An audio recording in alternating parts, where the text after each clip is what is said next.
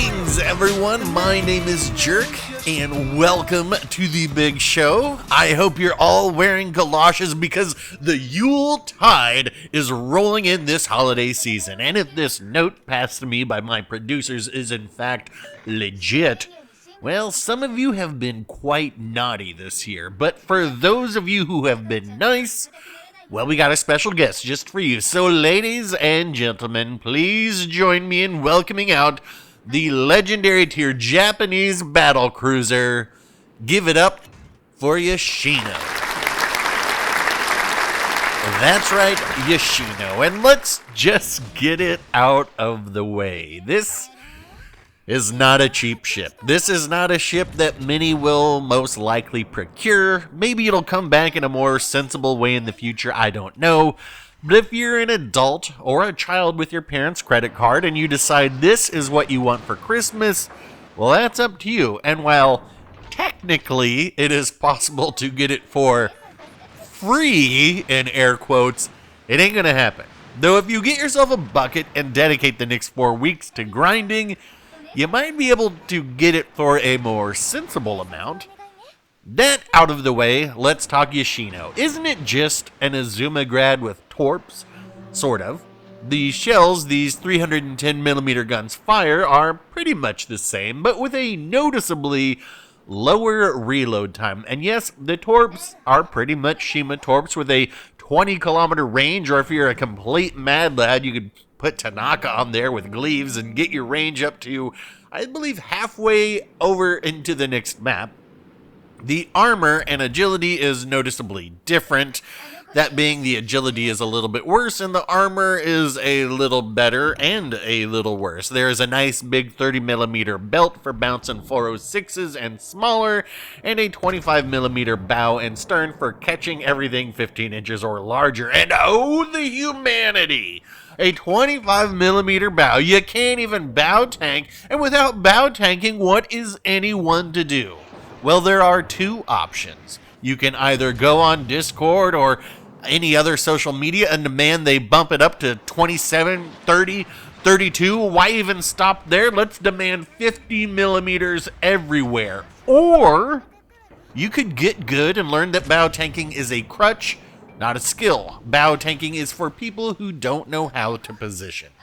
Now, all of that out of the way, who have we put in charge of this battle boat? Why, it is none other than Azurlane Atago with Sleepy Mimbelli and Stealthy Mikawa. Bold choice, considering I just dumped 15 Universal Commendations into Azurlane Azuma to get her up to 16 Legendary 4. And I will say, she's a fine choice too. As is Mikawa, as is Yamamoto. But let me tell you, a 14.5 second reload with a 35% chance to start fires, it is hard for me to recommend any other commander. Now, if you haven't seen on Discord, 50 Cal Fox, friend of the show, recently submitted a damage record of 328,000 in this ship. So I had my team reach out to their team to find out who they were using, and they are in fact using Azurlane Atago as well. And it's not like you only shoot HE in this, as you will see in this match. I am switching back and forth, but having this crazy chance for fire and such a fast reload, well, that's why I went with it. Of course, getting this commander, well, that's just more money being dumped into a 3D boat. So yes, monetization, pay to win. Now, I wouldn't call this a pay-to-win ship, or that you have to use this commander. As I mentioned, the others, including the national options, are all very good. Does it suck that many people won't or can't get this ship? Yes. But FOMO is a powerful thing. If you've been around here long enough, you will remember back in the days when I was posting Vladivostok videos all of the time. You'll remember I was always saying how much I would like Lenin to come to the game. And then it did, and I didn't get it. And insofar, it hasn't come back. It sucks to know others have something you don't simply because of money. But is it worth getting upset over? A little. But ultimately, if you want this ship that badly, just get Azuma. Tier for tier, it is a beast. You go up against much friendlier targets. There are far less ships that overmatch you. You make way more silver. It's more agile. It really is a fantastic ship. So if you are going mad, just get Azuma. All right, let us talk this match. We are on the one and only Shards, and because of the ship I'm in, I was unable to push the cap like I normally would. But does that mean I just abandon this flanker, go suck my thumb behind an island? No. I smashed the Colbert, who thought they were cute. I helped get rid of the big, mean battle boat with 460mm guns by setting up a crossfire, and lulls at that Yamato trying to bow tank me, leaving their broadside exposed to a crossfire. See what I mean about bow tanking not being a skill? And while shooting at the enemy Hayate whenever our destroyer had them spotted, unfortunately our destroyer didn't quite spot them enough, and I am forced to go behind this island because I was sure torpedoes were headed my way. So going back behind here, I have been unable to support that Hayate, and they have taken quite a bit of gunfire damage. I don't know if you noticed this either. Our Hayate looks like they're going for a stealth build. It looks like they only have about 3 squares of health, but that enemy Hayate, it looked like they had 4 or 5, so they might have a 25,000 HP destroyer right there. So no surprise that they aren't outgunning our Hayate. Again, Hayate, not a ship I particularly enjoyed. I only played a few matches in it, but you don't need to always be building into stealth either, because stealth is only going to get you so far when there's other destroyers out there that are capable of gunning you down. So while I come in here to try and support our destroyer, who is literally hanging on by a thread, there's a Shimakaze, great. I am spotted. I'm expecting this Hayate to shoot at them, which they do.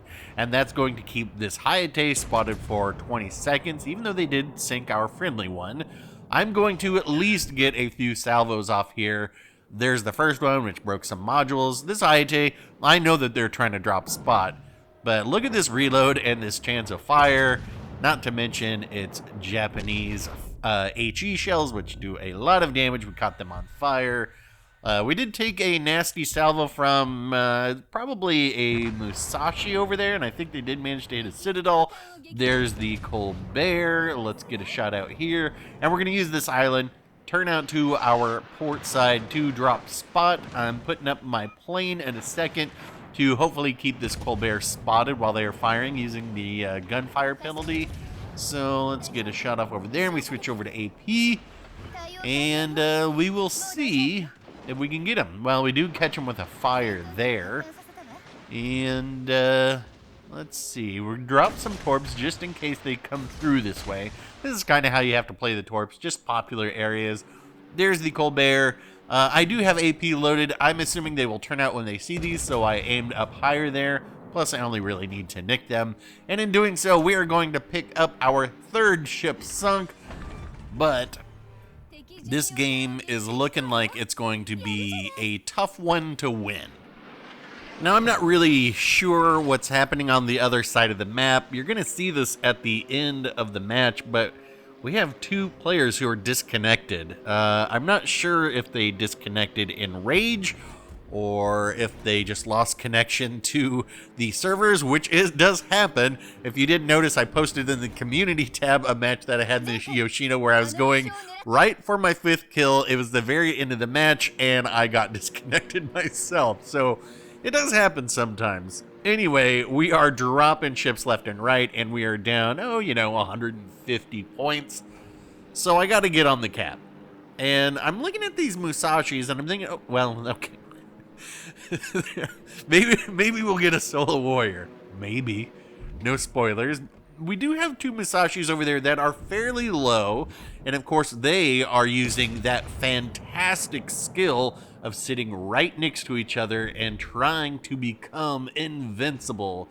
So I'm going to drop torps over here, because I know this is probably a popular area, and I was honestly thinking that maybe the Shimakaze would be coming this way once they end up torping that boat that's way out there, whatever they do. So I get more HE off there, and I'm switching over to AP because, you know, I might be able to actually sink one of these. So the rear Musashi is giving me the better angle. Let's look at my damage right now. I'm at 97,000, and we're going to hit this AP salvo, and we're going to do some pretty decent damage, but they're also going to drop spot immediately right there. So we just did 12,000 damage with the AP, and they had 2 squares of health. So, will to rebuild, saving them again, because otherwise they would have been sunk right there. They were on fire. I had a salvo that would have got them down to, they must have been under 1,000 health, but yeah. Will rebuild. It's a great addition to the game, and it is excellent use of skill to sit next to somebody and have unlimited health. But we won't go off on that again. Anyway, while I'm doing this, I am thinking, okay, where is the Shimakaze going to be coming from? Probably, I'm guessing, immediately to my left. But we're going to get a surprise here pretty soon first, and that's going to be... You know how these torps go 20 kilometers? Well, you just drop them in areas where you expect people, and sometimes you get lucky. And you know what can't overcome will to rebuild? 2 Shima torps coming from a Yoshino. So at this point, we're on the Kraken hunt. I have a pretty good idea that we can do this because I know that one Musashi is still fairly weak. I know there's a destroyer around here somewhere who has me spotted. I'm not sure what the last cruiser is, but generally speaking, I have found that in cruiser v cruiser battles, okay, it's in Alaska. In cruiser v cruiser battles in Yoshino, you can usually take them out because you do have these torpedoes. Now, the order to needing to do this will be I need to get rid of the Musashi first or the Shima, and then I will have to joust with the Alaska if there's enough time. We have 300 points until the red team wins, and we don't have a chance to flip all these caps. So I need to try and sink everybody if we're going to actually win this game. So here's the question. Does the Shimakaze continue forward and try and torp me from the front, or do they go all sneaky and try and torp me from behind? My guess is that they are going to get onto the cap and try and torp me from behind. I do have my sonar on right now, and the plane is up because the plane did spot them. So I'm turning back in this way with the intention that if they are in fact coming around behind me right here on the right side, then my sonar will pick them up. And if I can bow in this way, yes, technically bow tanking, I have a greater chance of being able to sink the Musashi, and I'm guessing the Alaska is headed this way, and if the Shima is here, well then we might be able to sink them too, and we might be able to pull off this ridiculous solo warrior and a comeback of the ages. So, will that happen? That's the question. We have to get on the cap to actually know. Okay, I'm spotted. Oh dear. This is the perfect cropping, low-hanging islands that they cannot torp through, and that's going to allow us to sink this Shimakaze for the first part of our plan, and this will be Kraken 447 in the Yoshino? Is that right? 440? I don't know. Do we need to keep tracks anymore? Nah, I'm being told we do. Alright, so there's the Musashi. Let's get some fires on them. We are under a minute left now, so this isn't looking very likely. Even if I were to sink this Musashi, we would be down on points. So at this point, we just want to do what we can and fight these evil red robots. Her name is Yoshino.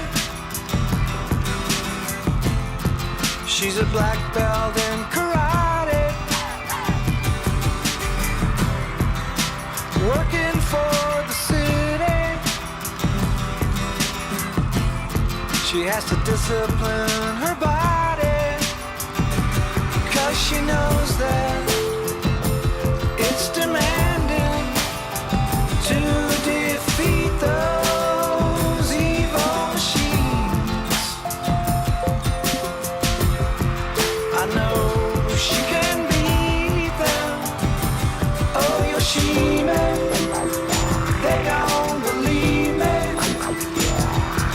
but you